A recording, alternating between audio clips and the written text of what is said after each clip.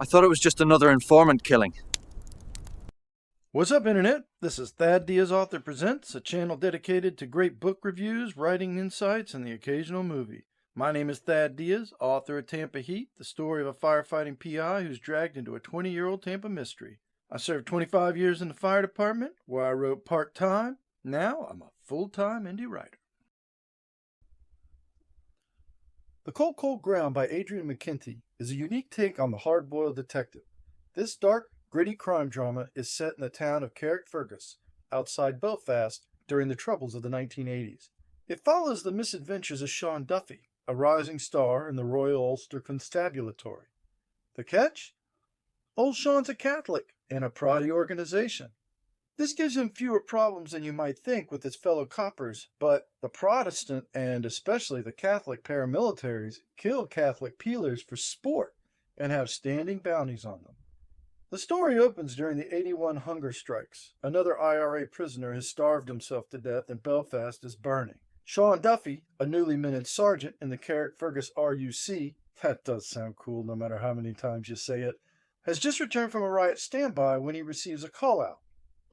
A body has been found walking distance from his home, and his boss, Chief Inspector Tom Brennan, is on the scene waiting for him.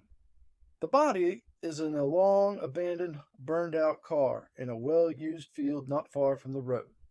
Brennan gives Sean a few minutes to take in the scene. Afterwards, they discuss their findings. The riots have the coppers stretched thin, and Brennan wants Sean to run this one with minimal support. He also admonishes him about going over budget with photos, an order Sean immediately ignores and instructs the photographer to take as many pics as he needs. The victim's hand has been cut off and left in the car with the body, disfigurement typically reserved for Leo informants. Sean expects they'll find the man has a criminal record and the case will go down as an unsolved where everyone knows who did it, but no one will talk about it. That is, until the autopsy.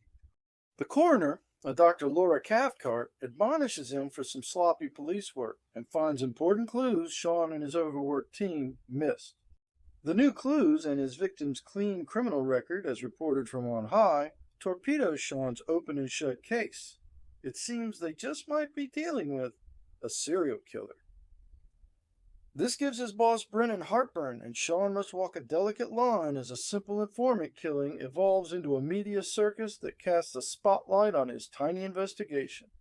Worse, he's uncovered evidence that his victim does have known paramilitary associations, further muddying his case and creating suspicion that the Home Office is obstructing his investigation.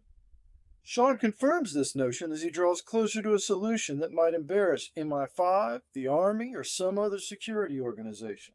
He faces off against high-ranking Catholic and Protestant paramilitary figures as the regional violence intensifies. But the Home Office has had enough and takes over the case. Sean is forced to pursue his leads against orders and without support. He's determined to solve this case or be drummed out of the service trying.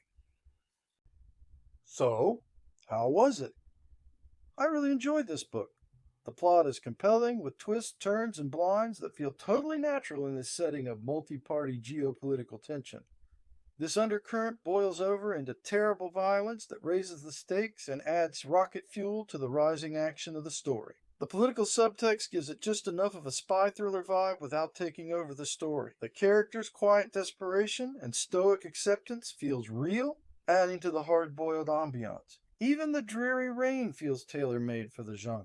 There were a couple of things that didn't work for me. One centered around a bizarre scene that comes out of nowhere and has the reader and character questioning everything we thought we knew about him. That wasn't my problem, though it was jarring. My issue with the scene is that McKinty never does anything with it. It's a big setup with no payoff. Because of this, it feels gratuitous and done for shock value rather than any meaningful characterization or plot purpose.